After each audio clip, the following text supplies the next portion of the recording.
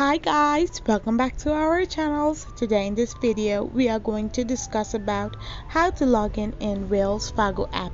So without further ado, let's dive in straight into the video. So the first thing you need to do is open up a web browser of your preference and type in the URL www.wellsfargo.com/mobile/online/banking. So once you click on the enter button, you will be redirected to its sign on interface. So once you are in this kind of page, you need to click on the sign on option, which will then lead you to this kind of interface.